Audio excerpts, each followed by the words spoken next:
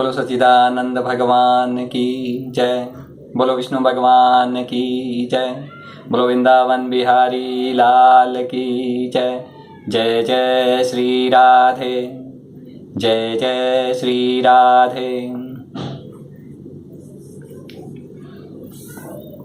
जब महत्व तत्व, अहंकार और पंचभूत ये 7 तत्व परस्पर मिल न सके, अलग अलग ही रह गए। पंचभूत कौन से हैं? पृथ्वी, जल, तेज, वायु, आकाश।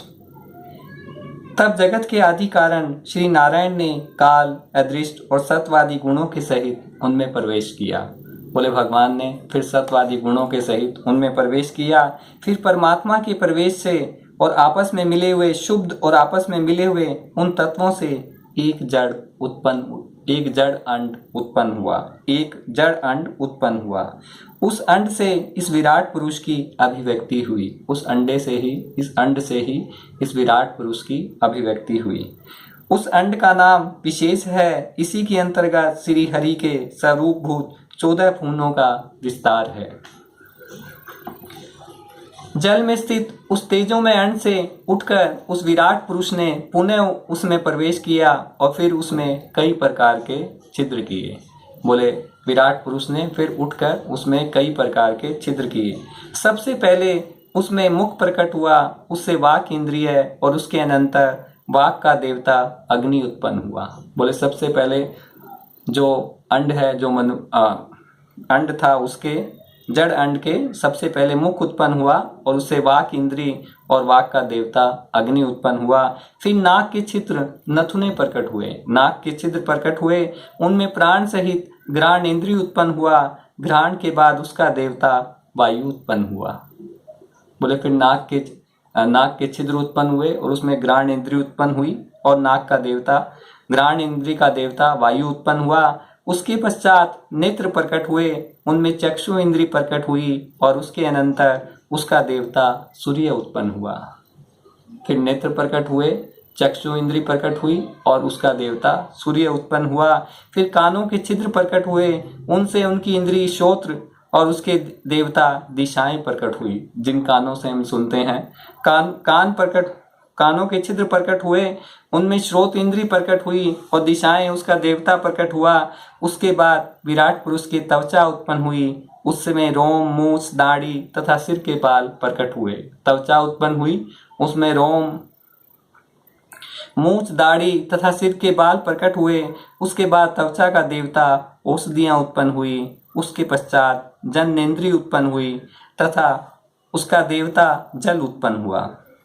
फिर गुदा प्रकट हुई, उसमें अपान वायु और अपान के बाद उसका देवता लोगों को भयभीत करने वाला मृत्यु देवता उत्पन्न हुआ। हाथ प्रकट हुए, उनसे बल और बल के हस्तेंद्री का अभिमानी देवता इंद्र उत्पन्न हुआ। बोले हाथ जो प्रकट हुए, हाथों से बल जो हाथों में बल रहता है और उनका देवता इंद्र उत्पन्न हुआ। फिर चरण प्रकट हुए और उनमें गति, कहीं जाने की क्रिया। और फिर पादेंद्री, चरणों की जो पादेंद्री और उनका देवता विष्णु देवता उत्पन्न हुआ। इसी प्रकार जब विराट पुरुष के नाड़ियां प्रकट हुई तो उनसे रुधिर उत्पन्न हुआ और उससे नदियां हुई। फिर उसके पेट प्रकट हुआ, उदर प्रकट हुआ, उसमें क्षुधा, पिपासा, भूख, प्यास की अभिव्यक्ति हुई और फिर उदर का देवता समुद्र देवता उत्पन्न हुआ। उसके हृदय प्रकट हुआ, हृदय में मन का प्राकट्य हुआ। फिर बोले विराट पुरुष के हृदय प्रकट हुआ और हृदय में मन का प्राकट्य हुआ। मन के बाद उसका देवता चंद्रमा हुआ, मन का देवता चंद्रमा उत्पन्न हुआ। फिर हृदय से ही बुद्धि और उसके बाद उसका अभिमानी ब्रह्मा हुआ। बोले फिर हृदय से ही बुद्धि उत्पन्न हुई और बुद्धि का देवता ब्रह्मा उत्पन्न हुआ। अहंकार और उसका अभिमानी देवता रुद्र देवता उत्पन्न हुआ। बोले फिर अहंकार प्रकट हुआ और उसका देवता रुद्र देवता उत्पन्न हुआ। उसके बाद चित्त प्रकट हुआ, विराट पुरुष के चित्त प्रकट हुआ और उसका अभिमानी क्षेत्रज मैंने परमात्मा प्रकट हुआ, उसमें परमात्मा का अंश प्रकट हुआ। जब ये परमात्मा के अतिरिक्त सारे देवता उत्पन्न होकर भी विराट पुरुष को उठाने में असमर्थ रहे, तो उसे उठाने के लिए फिर अपने अपने जन्म स्थानों में प्रविष्ट होने लगे, प्रवेश करने लगे। बोले जब सारे देवता भी उस विराट पुरुष को उठा न सके तो उसे उठाने के लिए फिर अपने अपने जन्म स्थानों में प्रवेश करने लगे। अग्नि ने वाणी के सहित मुख में प्रवेश किया। बोले सबसे पहले अग्नि ने वाणी के सहित मुख में प्रवेश किया, परंतु इससे विराट पुरुष न उठा। फिर वायु ने घ्राण इंद्रिय के सहित नासा छिद्रों में प्रवेश किया, नाक के छिद्रों में प्रवेश किया, फिर भी विराट पुरुष न उठा। सूर्य ने चक्षु के सहित नेत्रों में प्रवेश किया, तब भी विराट पुरुष न उठा। दिशाओं ने श्रवणेन्द्रिय के सहित, जिससे हमको सुनते हैं, श्रवणेन्द्रिय के सहित कानों में प्रवेश किया, तो भी विराट पुरुष न उठा। औषधियों ने रोमों के सहित त्वचा में प्रवेश किया, फिर भी विराट पुरुष न उठा। जल ने शक्ति के सहित जननेन्द्रिय में प्रवेश किया, तब भी विराट पुरुष न उठा। मृत्यु ने अपान के साथ गुदा में प्रवेश किया, फिर भी विराट पुरुष न उठा। इंद्र ने बल के साथ हाथों में प्रवेश किया, परंतु इससे भी विराट पुरुष न उठा। विष्णु ने गति के सहित चरणों में प्रवेश किया, फिर भी विराट पुरुष न उठा। नदियों ने रुधिर के सहित नाड़ियों में प्रवेश किया, तब भी विराट पुरुष न उठा।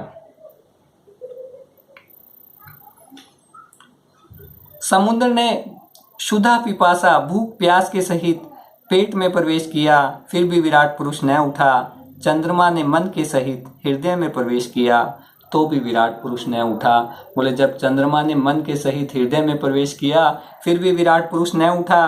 रुद्र ने अहंकार के सहित उसी हृदय में प्रवेश किया, तो भी विराट पुरुष न उठा। ध्यान देके सुने, देखिए मन ने भी प्रवेश कर लिया और अहंकार ने भी प्रवेश कर लिया। ब्रह्मा ने बुद्धि के सहित प्रवेश किया, फिर भी विराट पुरुष न उठा।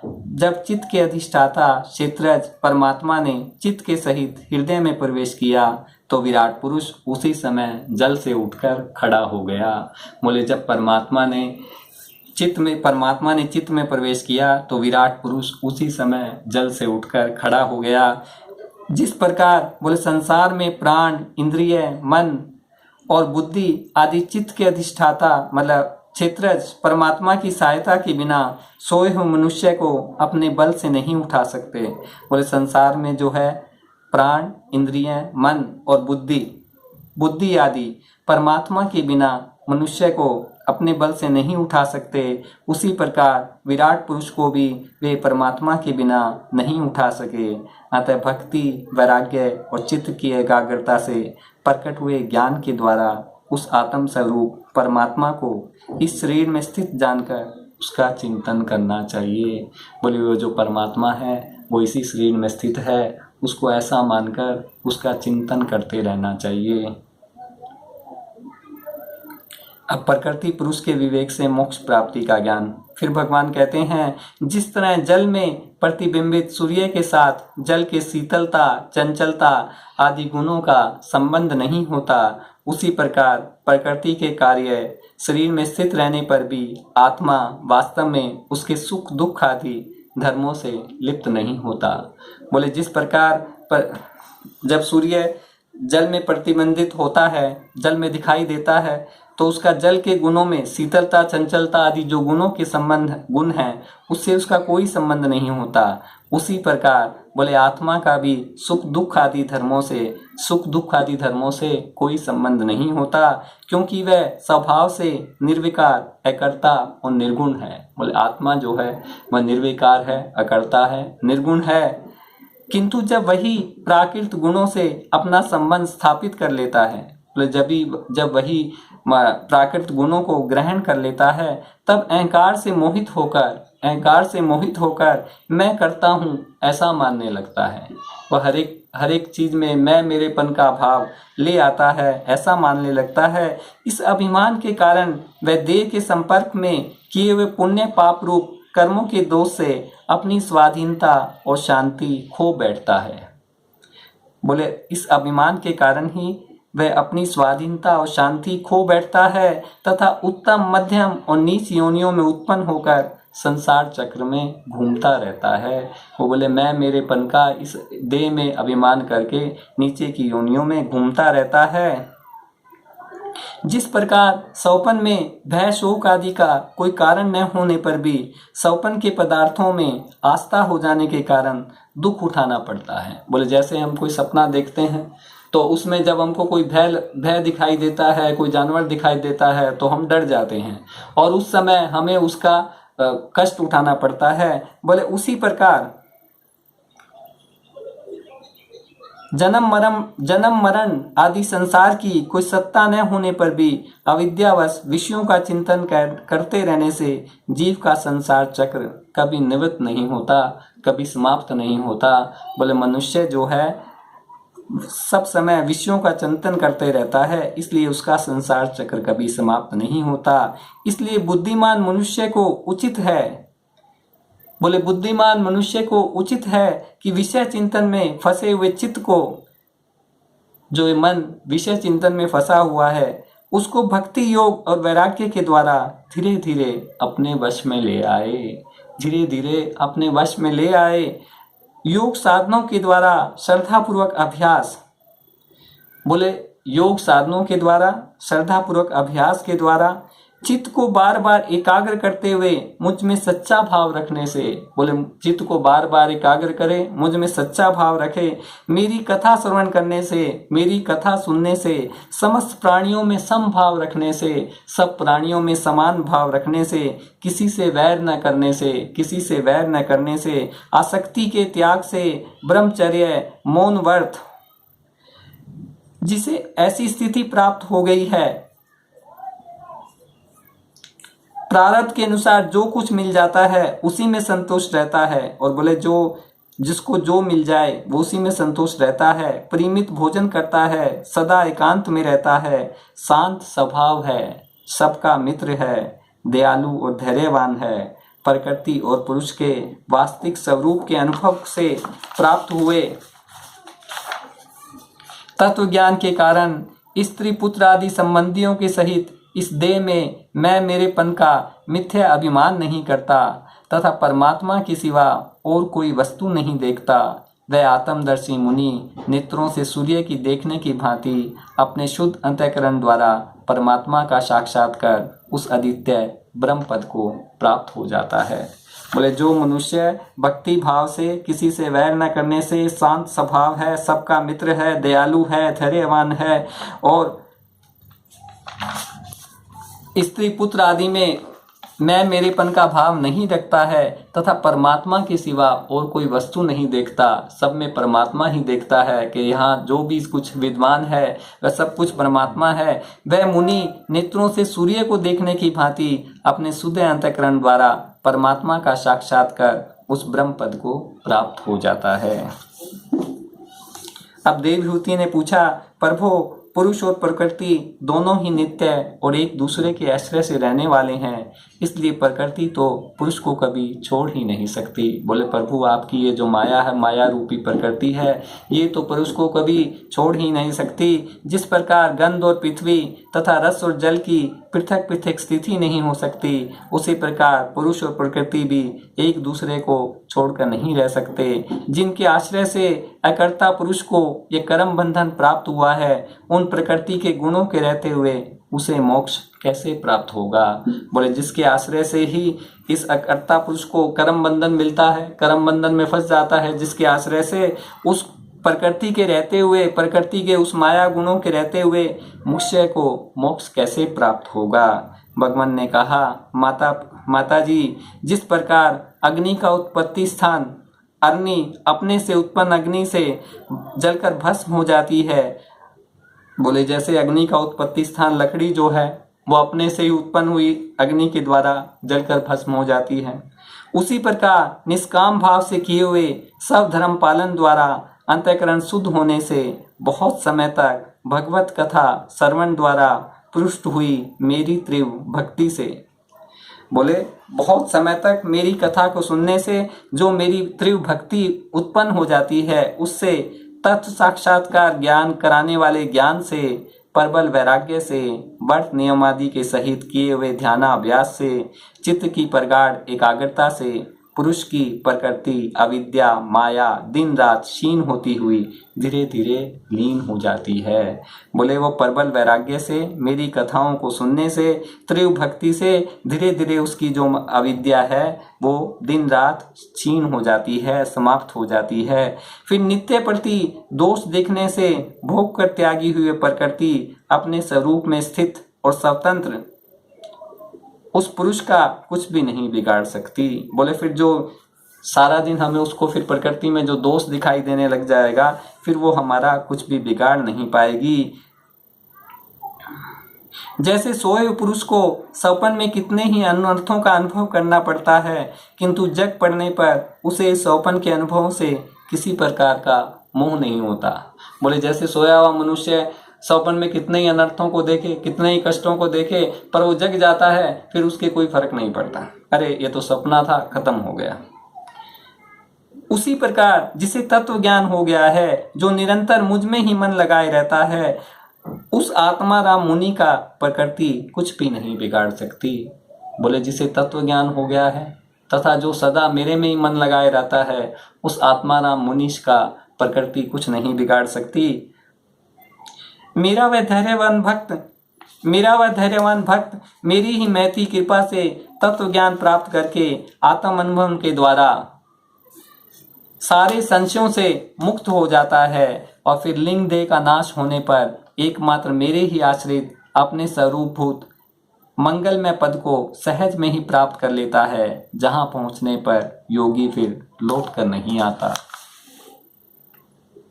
बोले मेरा जो धैर्यवान भक्त है वो तत्व ज्ञान प्राप्त करके और आत्मा अनुभव के द्वारा सारे संशयों से मुक्त हो जाता है और फिर वो मंगलमय पद को सहज में ही प्राप्त कर लेता है, वहां से फिर वो लौट के नहीं आता।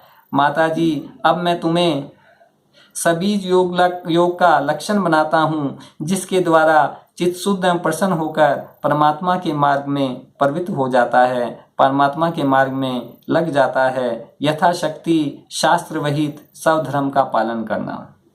बोले जितना हो सके जो शास्त्रों में हमारा धर्म है उसका पालन करना, शास्त्र विरुद्ध आचरण का परित्याग करना। शास्त्र विरुद्ध कोई भी आचरण हम कर रहे हैं तो उसका परित्याग कर दें।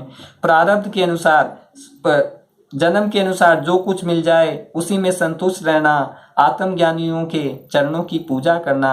विषय वासनाओं को बढ़ाने वाले कर्मों से दूर रहना, जिससे विषय वासना बढ़ती है उन कर्मों से दूर रहना। संसार बंधन से छुड़ाने वाले धर्मों में प्रेम करना। पवित्र और परिमित भोजन करना। निरंतर एकांत और निर्भय स्थान में रहना। मन वाणी और शरीर से किसी जीव को न सताना। सत्य बोलना, चोरी न करना, आवश्यकता से अधिक वस्तुओं का संग्रह न करना, ब्रह्मचर्य का पालन करना, तपस्या करना, बाहर भीतर से पवित्र रहना, शास्त्रों का अध्ययन करना, भगवान की पूजा करना,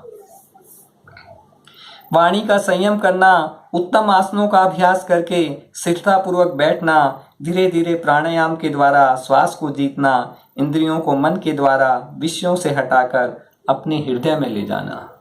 बोले इंद्रियों को मन के द्वारा विषयों से हटाकर अपने हृदय में ले जाना।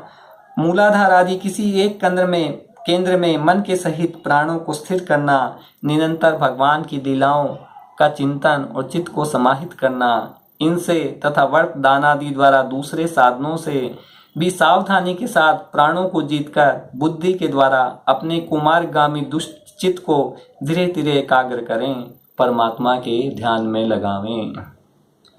पहले आसन को जीते, फिर प्राणायाम के अभ्यास के लिए पवित्र स्थान में आसन बिछावे। उस पर शरीर को सीधा और स्थिर रखते हुए सुखपूर्वक बैठकर अभ्यास करे। आरंभ में पूरक, कुंभक और रेचन कर्म से तथा इसके विपरीत रेचक, कुंभक और पूरम करके प्राण के मार्गों का शोधन करे, जिससे चित्त स्थिर और निश्चल हो जाए। बोले प्राण के मार्गों का शोधन करके जिससे चित्त स्थिर और निश्चल हो जाए। जब योग का अभ्यास करते करते चित्त निर्मल और एकाग्र हो जाए, तब नासिका के अग्रभाग में दृष्टि जमाकर इस प्रकार भगवान की मूर्ति का ध्यान करें। किस प्रकार भगवान की मूर्ति का ध्यान करें? भगवान का मुख कमल आनंद से प्रफुल्ल है। बोले भगवान का मुख कमल जो है वो आनंद से प्रफुल्ल है, नेत्र कमल कोष के समान रत्नाने हैं, शरीर नील कमल दल के समान श्याम है, हाथों में शंख चक्र गदा धारण किए हैं, कमल की केसर के समान पीला रेशमी वस्त्र लहरा रहा है। कमल की केसर के समान पीला रेशमी वस्त्र लहरा रहा है, वक्षस्थल में श्री वत्स चिन्ह है और गले में कौस्तुभ मणि झिलमिला रही है, वनमाला चरणों तक लटकी हुई है, जिसके चारों ओर भोरे सुगंध से मतवाले होकर मधुर गुंजार कर रहे हैं। अंग प्रत्यंग में प्रत्येक अंग में महामूल्य हार, किरीट, भुजबंद और निपुर आदि आभूषण विराजमान है। भक्तों के हृदय कमल ही उनके आसन है। बोले उन भगवान के भक्तों के हृदय कमल ही उनके आसन है। उनका दर्शनीय श्याम सुंदर स्वरूप अत्यंत शांत मन और नैनों को आनंदित करने वाला है। उनकी अति सुंदर किशोर अवस्था है। वे भक्तों पर कृपा करने के लिए आतुर हो रहे हैं। बड़ी मनोहर झांकी है, बड़ा मनोहर दृश्य है। भगवान सदा संपूर्ण लोकों से वंदित है। इस प्रकार श्री नारायण देव का संपूर्ण अंगों के सहित तब तक ध्यान करे जब तक चित्त वहां से नहीं हटे। बोले भगवान के सब अंगों का तब तक ध्यान हटे करे जब तक वहां से चित्त नहीं हटे। योगी जब अच्छी तरह देख ले कि भगवत विग्रह में, भगवान के विग्रह में चित्त की स्थिति हो गई है, तब उनके समस्त अंगों में लगे हुए चित्त को विशेष रूप से एक एक अंग में लगावे। बोले जब देख ले कि भगवत विग्रह में भगवान की जो मूर्ति हृदय में बसी हुई है उसमें अच्छी तरह से स्थिति हो गई है, तब उनका एक एक अंगों में चित्त लगाए, भगवान के चरण कमलों का ध्यान करें। सबसे पहले भगवान के चरण कमलों का ध्यान करें। वे वज्र, अंकुश, ध्वजा और कमल के मंगलमय चिन्हों से युक्त है तथा अपने उभरे हुए लाल लाल शोभा में नक्षचंद्र मंडल की चंद्रिका से ध्यान करने वालों के हृदय के अज्ञान रूप घोर अंधकार को दूर कर देते हैं। बोले उनके जो लाल लाल नक्षचंद्र, बोले जो नाखून है, वो जो लाल लाल नाखून है, वो चंद्रमा के ध्यान करने वालों के, मनुष्य के ध्यान करने वाले हृदय के अज्ञान रूप घोर अंधकार को दूर कर देते हैं। फिर भगवान की श्री हरि की दोनों पिंडलियों एवं घुटनों का ध्यान करें, जिनको विश्व विजाता ब्रह्मा जी की माता लक्ष्मी जी अपने जांघों पर रखकर अपने कांतिमान हाथों से कांति से लाड लड़ाती रहती है। बोले भगवान की पिंडलियों का ध्यान करें, जिन्हें हमेशा लक्ष्मी जी अपने हाथों से दबाती रहती हैं, सेवा करती रहती हैं। भगवान की जांघों का ध्यान करें, जो अलसी के फूल के समान नील वर्ण और बल की निधि है तथा गरुड़ जी की पीठ पर शोभायमान है। संपूर्ण लोकों के आश्रय स्थान भगवान के उदर प्रदेश मतलब पेट में स्थित नाभि सरोवर का ध्यान करें। इसी में से ब्रह्मा जी का आधारभूत कमल प्रकट हुआ है। बोले नाभि का ध्यान करें, जिससे ब्रह्मा जी का आधारभूत कमल प्रकट हुआ था। इसके पश्चात पुरुषोत्तम भगवान के वक्षस्थल छाती का ध्यान करें, जो महालक्ष्मी का निवास स्थान है और लोगों के मन एवं नेत्रों को आनंद देने वाला है। फिर संपूर्ण लोकों के वंदनीय भगवान के गले का चिंतन करें, जो कौस्तुभ मणि को भी सुभूषित करने के लिए ही उसे धारण करता है। कौस्तुभ मणि क्या है? बोले इस जगत का निर्लेप, निर्गुण, निर्मल और स्वरूप आत्मा को कौस्तुभ मणि के रूप में भगवान धारण करते हैं। बोले सारे संसार की आत्मा को भगवान कौस्तुभ मणि के रूप में गले में धारण करते हैं। समस्त लोकपालों की आश्रयभूता भगवान की चारों भुजाओं का, बोले जो समस्त लोकपालों की आश्रयभूता भगवान की चारों भुजाओं का ध्यान करें, जिनमें धारण किए हुए आभूषण समुद्र मंथन के समय मंदराचल की रगड़ से और भी उजले हो गए हैं। उस सहस्त्र धारों वाले सुदर्शन चक्र का तथा उनके कर कमल में राजहंस के समान विराजमान शंख का चिंतन करें। बोले सुदर्शन चक्र का और उनके हाथ में जो शंख है उसका चिंतन करें। फिर विपक्षी वीरों की रुधिर से सनी हुई प्रभु की प्यारी कोमोद की गदा का, बोले जो गदा है भगवान की गदा का ध्यान करें। भोरों के शब्द से गुंजायमान वनमाला का और कंठ से सुभूषित संपूर्ण जीवों के निर्मल तत्व रूप कौस्तुभ मणि का ध्यान करें। बोले जो कंठ में कौस्तुभ मणि सुभूषित है उसका ध्यान करें। भक्तों पर कृपा करने के लिए यहाँ साकार रूप धारण करने वाले श्री हरि के मुख कमल का ध्यान करें जो सुगढ़ नासिका से सुभूषित है। हृदय में चिरकाल तक, बहुत समय तक भक्ति भाव से भगवान के नेत्रों की चितवन का ध्यान करना चाहिए जो कृपा और प्रेम भरी मुस्कान से सन सन अधिकाधिक बढ़ती रहती है। इस प्रकार के ध्यान के अभ्यास से साधक का श्री हरि में प्रेम हो जाता है, उसका हृदय भक्ति से द्रवित हो जाता है, शरीर में रोमांच होने लगता है। प्रेम आश्रुओं की धारा में वह बार बार अपने शरीर को नहलाता है। फिर मछली पकड़ने के कांटे के समान श्री हरि को अपनी ओर आकर्षित करने के साधन रूप अपने चित्त को भी धीरे धीरे ध्येय वस्तु से हटा लेता है, ब्रह्माकार हो जाता है। आश्रय, विषय और राग से रहित होकर मन शांत और ब्रह्माकार हो जाता है। जिस प्रकार मदिरा के मत से मतवाले पुरुष को अपनी कमर पर लपेटे हुए वस्त्र के रहने या गिरने की कुछ भी सुधि नहीं रहती, उसी प्रकार चरम अवस्था को प्राप्त हुए सिद्ध पुरुष को भी अपनी देह के उठने बैठने तथा देह वश कहीं जाने या लौट आने के विषय में कुछ भी ज्ञान नहीं रहता, क्योंकि वह अपने परमानंद स्वरूप में स्थित है। बोले जिस प्रकार जो मदिरा पी लेता है उसने वस्त्र पहना हुआ है या गिर गया उसको कोई आभास नहीं रहता, उसी प्रकार जो भगवान की चरम अवस्था को प्राप्त कर लेता है उसे कहीं जाने का, उठने का, बैठने का, लौट के आने का कुछ ज्ञान नहीं रहता, क्योंकि वह तो अपने परमानंद में स्थित है। जिस प्रकार अत्यंत स्नेह के कारण पुत्र और धन आदि में भी साधारण जीवों की आत्म बुद्धि रहती है, किंतु थोड़ा सा विचार करने से ही वे उनसे स्पष्ट अलग दिखाई देते हैं, उसी प्रकार जिन्हें अपना आत्मा मान बैठा है उन देह आदि से भी उनका साक्षी पुरुष पृथक ही है। बोले जैसे मनुष्य की धन में और जीवों में स्नेह के कारण पुत्र में आत्म बुद्धि रहती है, किंतु थोड़ा विचार करने पे वह उसे पता चल जाता है कि वह उनसे अलग है, उसी प्रकार जिस शरीर को वह अपना आत्मा मान बैठा है और उस देह से भी उसको ध्यान हो जाता है कि साक्षी पुरुष उससे अलग है, जो साक्षी जो है वो अलग है। जिस प्रकार जलती हुई लकड़ी से, चिंगारी से, समय अग्नि से ही प्रकट हुए धुएं से तथा अग्नि रूप मानी जाने वाली उस जलती हुई लकड़ी से भी अग्नि वास्तव में पृथक है, अलग है। बोले जो धुएं से, लकड़ी से और अग्नि रूप मानने वाली लकड़ी से भी अग्नि अलग ही है, उसी प्रकार भूत, इंद्रियां और अंतःकरण से उनका साक्षी आत्मा अलग है तथा जीव कहलाने वाले उस आत्मा से भी ब्रह्म अलग है। बोले उसी प्रकार भूत, इंद्रिय और अंतःकरण से उनका साक्षी आत्मा अलग है तथा जीव कहलाने वाले उस आत्मा से भी ब्रह्म भिन्न है और प्रकृति से उसके संचालक पुरुषोत्तम भिन्न है और प्रकृति से उसके संचालक पुरुषोत्तम भिन्न है। भगवान का भक्त जीव के स्वरूप को छिपा देने वाली भगवान की इस माया को भगवान की कृपा से ही जीतकर अपने वास्तविक स्वरूप ब्रह्म रूप में स्थित होता है। भले भगवान का भक्त जो है, जो जीव के स्वरूप को छिपा देने वाली माया है, उसको भगवान की कृपा से ही उस माया को जीतकर अपने वास्तविक स्वरूप ब्रह्म रूप में स्थित होता है। बोलो सच्चिदानंद भगवान की जय, बोलो विष्णु भगवान की जय।